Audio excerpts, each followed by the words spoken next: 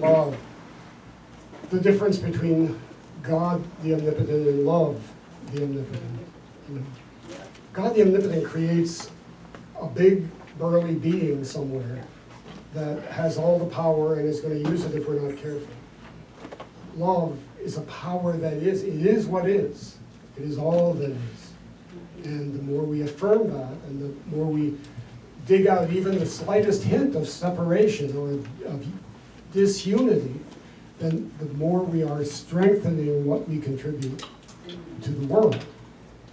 Because we must take our contribution seriously. There are not all that many people gathered this morning affirming the oneness that we understand.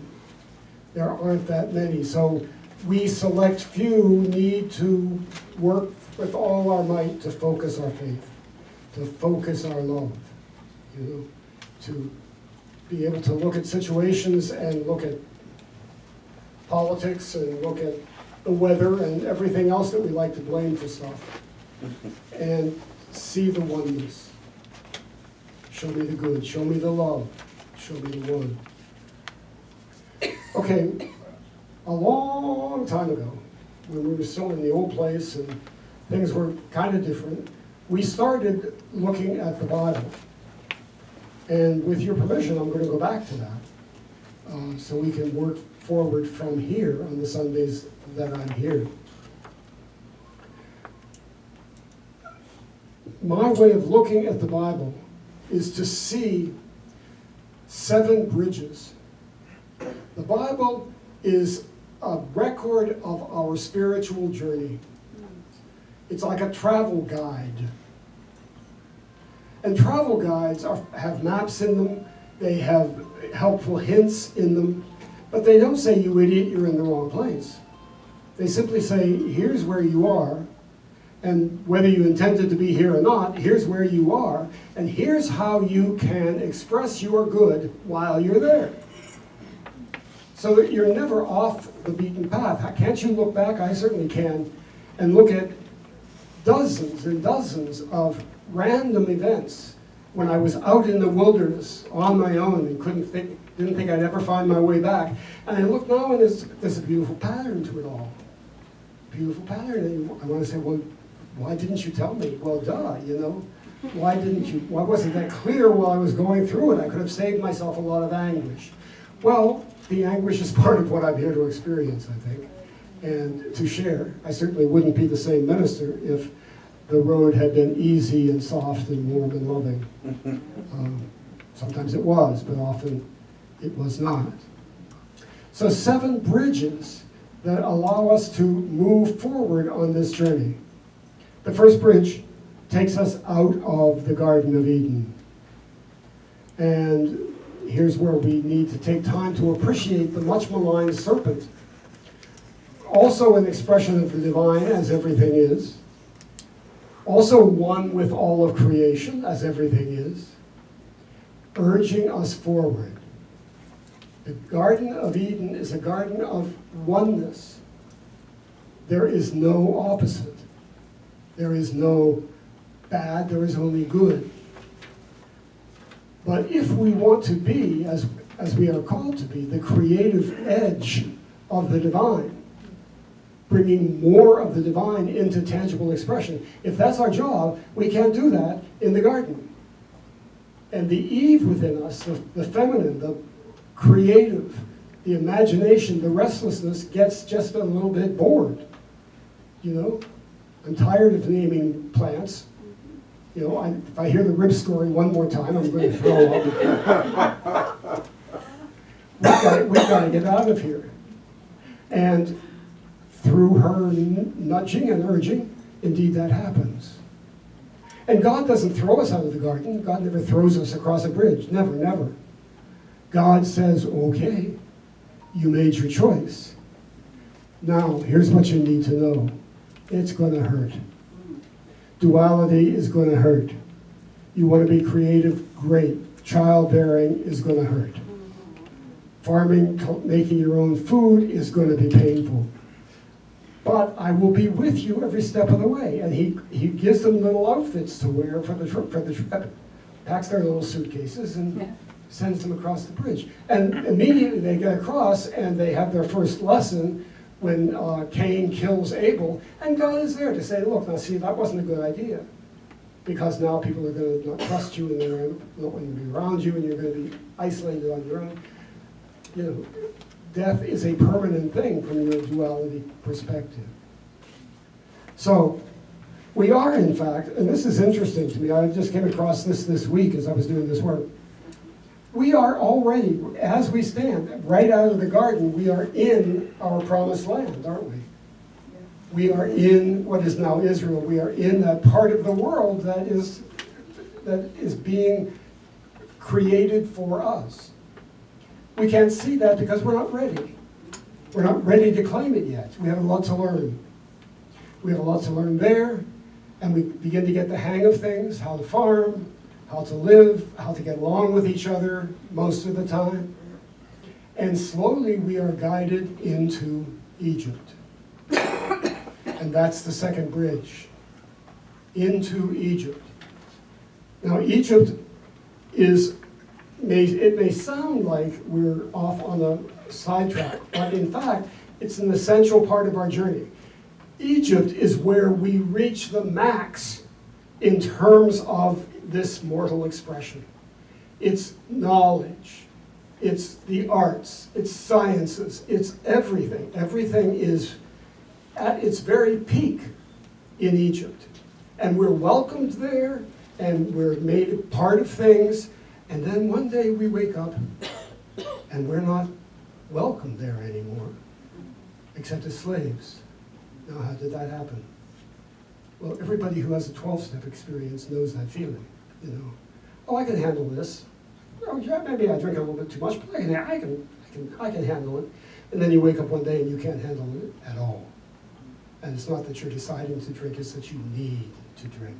And that's a terrifying moment, but it's an essential moment on our path. Because if we didn't become slaves to Egypt, if we didn't suddenly realize, if the Moses within us didn't come and say, look what you're doing, look what you're paying for the dubious pleasure of being part of this society. And so we allow ourselves to be led out. Next bridge, third bridge, out of Egypt. Into the promised land? Well, no. Into 40 years in the wilderness. Well, darn. That's not what I signed on for, you know, and they do. The book of Exodus is full of times when the people murmured. You know, my Bible teacher used to love those passages. The people murmured. And Charles Fillmore taught us that all the people in the Bible are thoughts within our mind. That's how they correspond metaphysically. So does that work for you? Can you imagine times when your mind has been murmuring? Oh, yeah. You should, oh yeah, that was a bad mistake. Well, you shouldn't be listening to him, he's an idiot. And the murmuring is, we should have stayed in Egypt. We should have stayed. Okay, we were slaves, but we had 3 meals a day. And we didn't have to eat this damn manna, which I'm getting sick of. We had olives, we had apricots, we had stuff, you know? And we're in the wilderness for a generation of thought people until the people stop looking back to what was and start looking ahead to what might be. And Caleb and Joshua are the first to manifest that. They go on ahead, and they come back and say, well, there's some big people in our way, but, you know, I think we can take them. But we're not ready yet, so we go around that. We spend 40 in the Bible is a number that means as long as necessary. We are in the wilderness as long as necessary.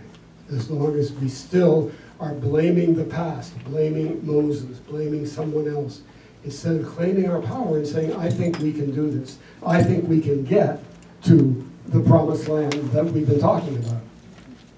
And indeed we do. We absolutely do. We cross the river, next bridge, into the promised land, where we get to sit under trees and eat dates and watch soap operas on TV all day? No. Where Joshua, on behalf of the Lord, says, okay, look, it's yours now. This land is yours. We'll divide it up. You'll each have a piece of it. No more manna. No more manifestations from God. We are now responsible for growing our own food, for tending our own lives. And we say, well, sure, we can do that. Piece of a cake. Well, and then every 40 years, we're told, every 40 years, every cycle, we forget, and we begin to think we've done it, and we can manage this ourselves. And the Baalists down the road have a really cool temple, and they do, they do sex things that you wouldn't believe. And so I think I'll maybe start going there once in a while instead of to temple. And slowly we find ourselves losing faith, having lost the faith. And inevitably, something happens. We are confronted, we are conflicted with something, with Philistines, with one tribe or another. And we scream, oh, please save us. Save us, save us. And if you save us, we will never make that mistake again. We will go to church every Sunday. We will tithe. We will meditate. We'll get up an hour early to read the daily word every morning. We'll do all this stuff. We will. And for a while we do.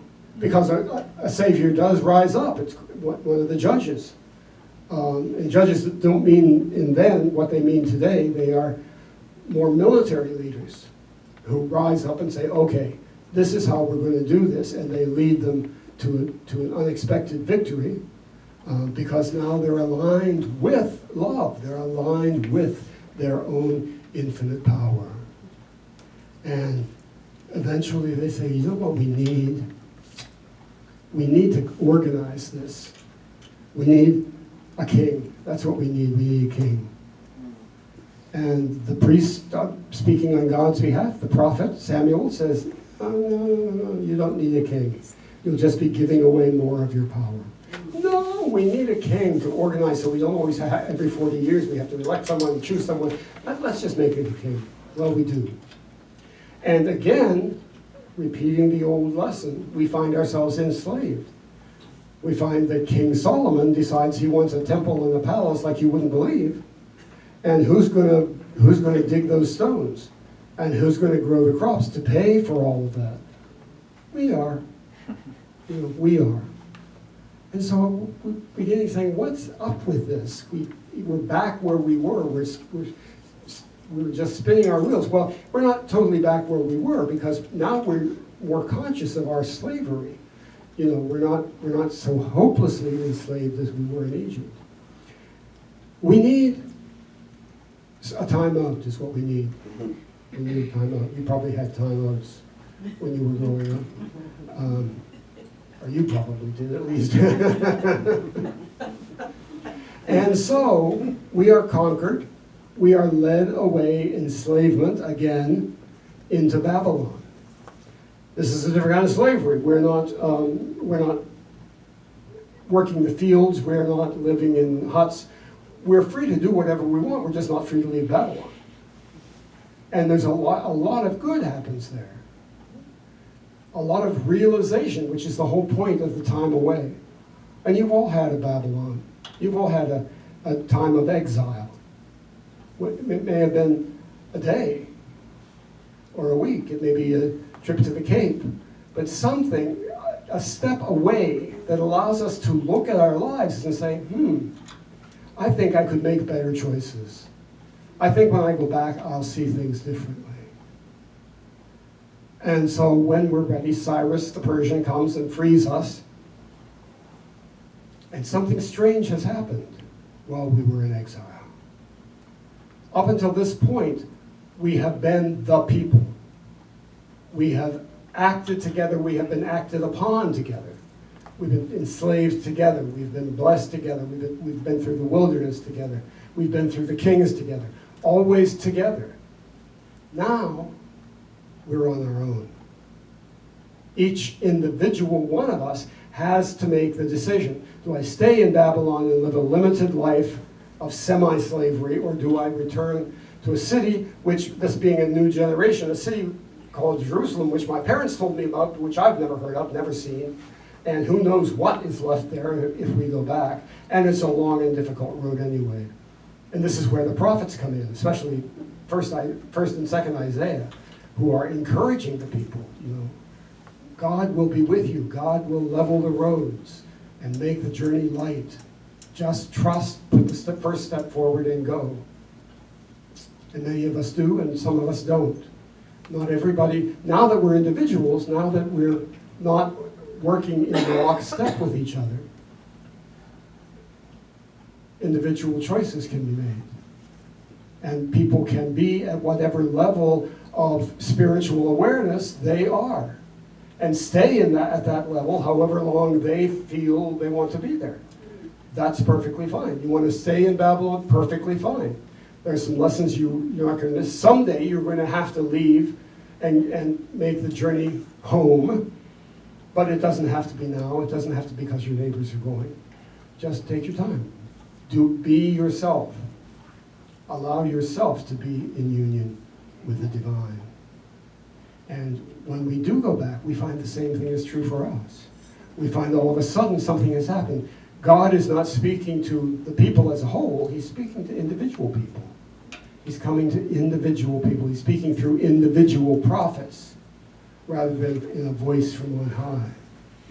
Individual voices awakening us to new possibilities, telling us not to go back into old habits, not to create new kingdoms, not to oppose new enemies. Know who you are. Be the Christ. Be the love. And let that be our guide. Let that be the faith that binds us together. And then the final bridge, well, there are two really. The sixth bridge is the bridge into, well, for lack of a better phrase, the bridge into the New Testament. Bridge into a willingness to consider the possibility that there is within me something I need to tend to and take care of and see to and believe in. The followers of Jesus, they didn't always understand. In fact, they rarely understood it, but still they were there, right? And they walked with him, and they gave up their homes, and they gave a lot of money. Women gave a lot of money in particular. Interesting enough. Because they knew there was something there. They maybe didn't always get it. But we have Matthew and Luke in early Matthew on the side of the road watching Jesus go by. And there's something about him. There's an energy about him. I've said so often that Jesus had three ministries. The ministry of the Word, which was his favorite. That's what he was trying to get across. The ministry of action, which what we now call miracles. And just simply the miracle of his presence. Simply the fact that he was here among us. That he was fully and perfectly manifesting the Christ.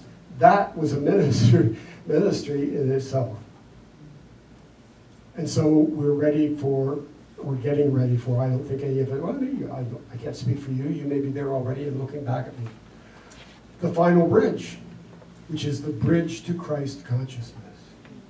The bridge that allows us to become the Christ in expression as Jesus was the Christ in expression. The bridge that allows us to realize he was never saying, look at me, I'm special, go build me a church. He was saying, look at me, showing you who you are and what you can do if you believe. If you have the faith the size of a mustard seed, what I have done you will do, and greater things than these will you do. Said it over and over again until he was hoarse. And finally said, I'm out of here. You're on your own. And we're still, aren't we? We're still trying to make it across that last bridge. We're still deciding whether we really want to go across that bridge. It's scary. It's scary to be the Christ. It's scary to own your power. It's much easier to be a victim. The hardest part of this whole journey is that we can't be victims anymore. We have to own our power. And it's easier to be a victim. Oh, there are times I would love to be a victim again. I would love everything to be somebody else's fault. To be Donald Trump's fault. To be the government's fault, to be the post office's fault. Well, this week it was UPS, to be UPS's fault, because they were a day later than they said they would be. And my world fell apart, of course. We own our own power. We reluctantly and slowly set aside the victimization. We have to work at it sometimes. We have to work at it when we get up on a Sunday morning and find that there has been an outburst of hatred somewhere in our world. We need to say, okay, I'm not a victim of this. We are collectively not a victim. I choose to make another choice. I choose to choose for love. And as Colette has so often taught us here, Donald Trump is not the enemy. He is not the devil that we are dancing with. Donald Trump is the provider of the opportunity we've been given to make different choices. Choose differently. Because if you keep choosing the way you are choosing, this is the inevitable outcome. If you keep choosing to hate and judge and hold prejudice, then white supremacy is what's going to happen. It's just simply a consequence. So do you want that consequence? If not, make a different choice. Make a different choice about what you believe. So when we left off, we were back with Judges and Kings. And I think from here, the next time I'm here, which I'll have 2 Sundays in September, we will look at moving forward. We will look deeper into exile and into that really fertile place where I think we all are now, the time of the prophets, when we're being we're individually hearing our own Christ energy telling us what our own unique path is, what choices we are to uniquely make based in these principles we affirm together. How are we to apply them? Choice by choice by choice. So we'll have, I hope, a lot of fun looking at that. And in the meantime, just be aware when you find yourself stuck this week, if you in any part of your life, when you think you've come to a dead end, look for the bridge. Show me the bridge. Show me the love. Show me the good. That's all we need to know. Good to be here again. Blessings.